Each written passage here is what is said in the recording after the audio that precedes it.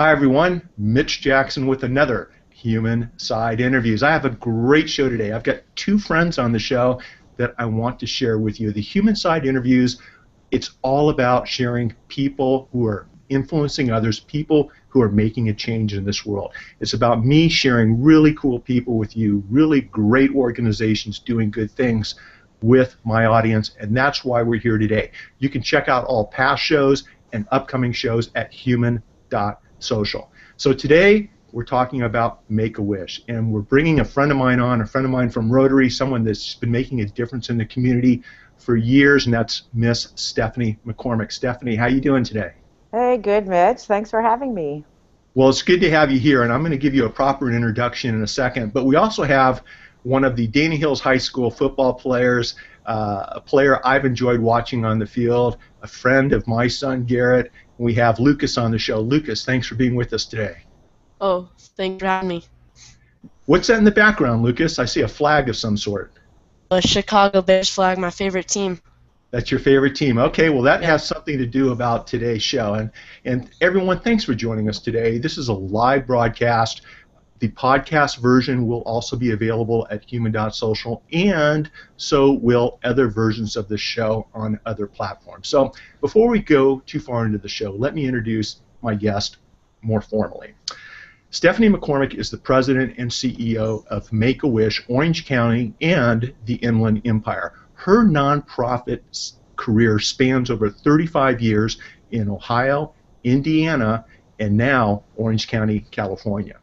Her life work has been dedicated to the sustainability and growth of the nonprofit community and the people it serves. Make-A-Wish, which is the reason we're here today, is a national organization that grants the wishes of children diagnosed with a life-threatening medical condition. I was reading at the website, Stephanie, and you can correct me later if I'm wrong, but it's my understanding that Make-A-Wish grants a wish on an average every 38 minutes, and that's something that a lot of people just aren't aware of. At least that blew me away when I read that. During today's show, Stephanie's going to share just a bit about the Make-A-Wish organization, both locally here in Orange County and the Inland Empire, and on a national basis. And we're also going to talk with Lucas, who is a wish recipient, like I said earlier, a teammate of my son on the Dana Hills High School football team, one of the top high school football teams in the country, right, Lucas? Yeah. That's right. You're darn right. Go Blue. And we're going to talk about his wish.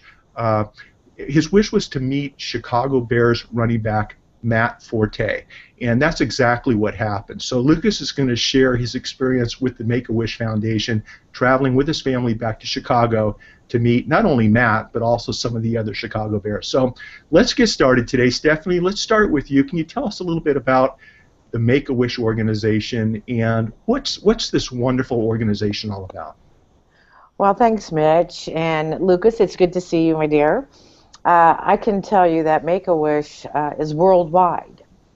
We have 61 chapters throughout the United States of America, and then we have somewhere around 38 to 40 international affiliates.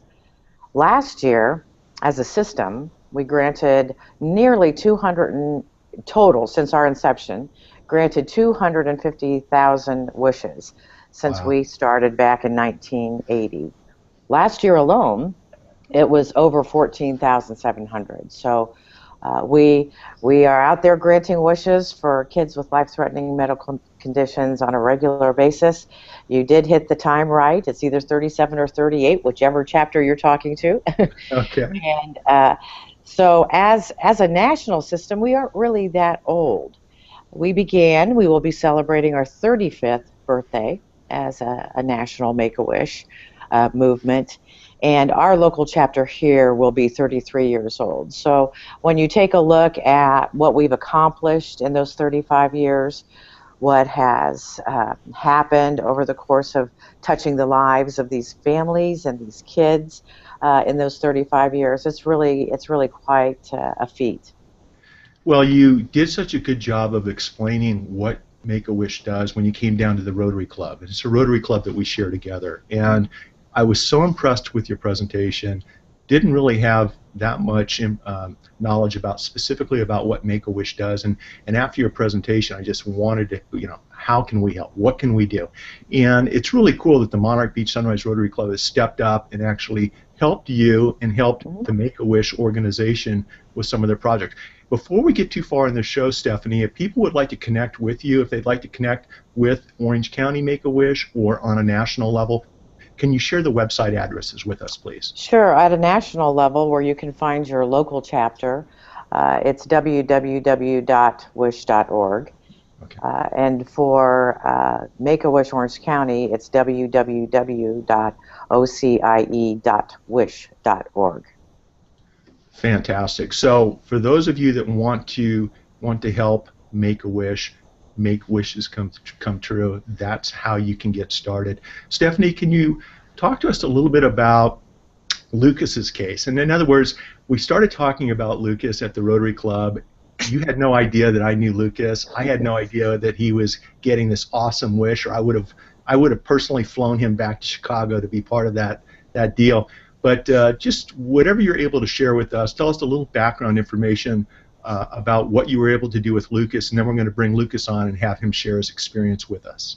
Well, I think the power of a wish comes directly from him, but I'll tell you how the process works a little bit, sure. So that people understand, from a national perspective. A wish child is referred through one of four ways, either through a healthcare professional, the parent, the child themselves, or a family member that has an astute knowledge of the child's medical condition. People might think that wishes are easy to grant. They can be incredibly complex because quite often when kids are first referred, they might still be in treatment. They might not be physically able at this point yet to be able to go and have their wish implemented, or go on their wish if it's a travel wish. And we have four types of wishes. The very premise of Make-A-Wish was founded on an I wish to be. Okay. Christopher Gracious was a little 7-year-old from Phoenix, Arizona, who wanted to be a police officer. So there were some folks that heard about this, and honestly, they got together, planned this incredible wish for Christopher. Thus, there you go. There's Make-A-Wish. So that's an I wish to be. And I will say that quite often those are some of the most impactful and powerful in memory. Then there is I wish to meet, which is Lucas's wish, which I'm going to let him share with you in a second. Okay. The third is I wish to have, and that is when a child's true heartfelt wish is to have a play structure for therapy in their backyard, to have a spa for hydrotherapy, to have an iPad or a new bed at home because they're bedbound. So those are all over the place. Or to have a quinceañera, for example. The last type of wish is I wish to go, and those are all the travel wishes. And worldwide, obviously our number one travel wish is, what do you think that might be? I'm going to say it might be Disney. And Disney is our single largest in-kind partner worldwide. So those are the four types of wishes. And Lucas, he wanted to meet. So he got to meet and go. Well, Lucas, why don't you tell us a little bit about that? You selected the option of wanting to meet someone. Can you tell us about why you wanted to meet this particular running back, your story with your family's connection with the Chicago Bears, and tell us a little bit about the experience? Well, I want to meet Matt Forte because he's my favorite player on the Bears, and he was one of my idols. And the main reason Bears came into my life is because my dad grew up in Chicago, diehard Chicago fan for his whole life, and it kind of grew on me when I was younger, and I started to watch football with him. And ever since that, I love the Bears. And then it happened in December, and we got to go see a Bears game in Soldier Field, and it was just crazy. So they flew us into the Intercontinental in Chicago, and we stayed there for about 6 days. And on the second day, a limo came and took us to the Bears facility in Wake Forest, I think. And when we got there, the owner came out, met me, took me to the practice, and when practice ended, I expected like a few players to come over and like say hi. But when the practice ended, the whole team swarmed me. They just came, gave me autographs, gave me gloves, like talked with me. It was insane. And then after we had lunch in the facility and the players sat with me and talked with me, it was just a great experience. Like I will never forget that for the rest of my life. There's a really cool video that we posted that I'm not able to show right here. I think it's on one of the Chicago Bears network. But if our viewers, if our listeners to the podcast, if they'd like to watch you meeting the Chicago Bears, that video is awesome. It's at the Danny Hills High School football website. So if they go to dhfootball.com, that's dhfootball.com, and use the search bar and type in Lucas, Lucas, it will take you to a blog post sharing Lucas's experience and the video that documented Lucas arriving at the Chicago Bears and meeting these players. I mean, it was really, really cool. And Lucas, I felt so bad as a dad. I had no idea that you had gone through this, and I watched you, practice all season and play all season. It was so much fun, and Garrett's really enjoyed being your teammate on the football team. And when I first found out about all this, I just wanted to be there for you and do anything I could and to make the next 3 years the best football experience possible. So we're going to make that happen. Can you share with our viewers, Lucas, what number do you wear on the football field and why? I wear number 22, just like Idol Matt Forte. Okay. And who else did you meet while you were at Bears camp? I met lineman Kyle Long, who little more. Yeah, our Chad Rasinkovich was his coach in college, so we had a little more in common than I thought. That was really cool, and you kind of broke up a little bit, but the lineman Lucas is referring to is Howie Long's son. Is that correct, Lucas? Yes, it is. So he came over and met with you, got some pictures taken. I saw you get swarmed by, it looked like 10 or 15 players, and they were signing your shirt. Do you still have that shirt? Yes, I do. It's hanging up in my room along with a ball. Well, what was funny is one of the guys came up and said he asked someone else to go ahead and sign the shirt. He didn't want to sign the shirt because he thought it would devaluate the value of your shirt. Do you remember that comment? And do you know which player that was? Yeah, that was Martellus Bennett, because whenever he signs a shirt or a ball, he always puts a little smiley face, so he's just like looking around because he thought his autograph was kind of ugly.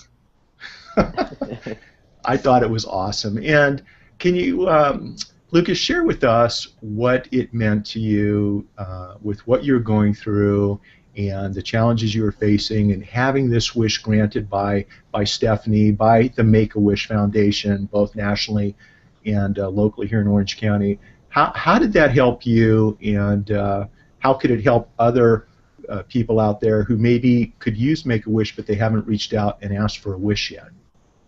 Well, first of all, it made me feel like the happiest person on earth. It was probably the best day of my life. And I wasn't really, I was going through remission, so I wasn't as sick. But for kids who are sick, it would make them happy, forget about the pain, and forget about everything, just the way it made me feel. Well, and it showed in the video too, Lucas. And Stephanie, thanks for bringing this to our attention and bringing all the good things that Make-A-Wish does to our local community, specifically for me through our Rotary Club. I mean, when you listen to Lucas and after meeting Lucas, how does that make you feel?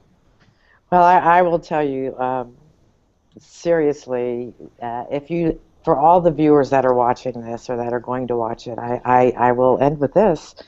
There's nothing more powerful than the smile of a wish child, and all of you just saw it. It will transform your lives. It does enrich the human experience to bring hope, strength, and joy. And I think you heard it from him. He was talking from his heart. The best day of his life. You got me all teared up there, Lucas.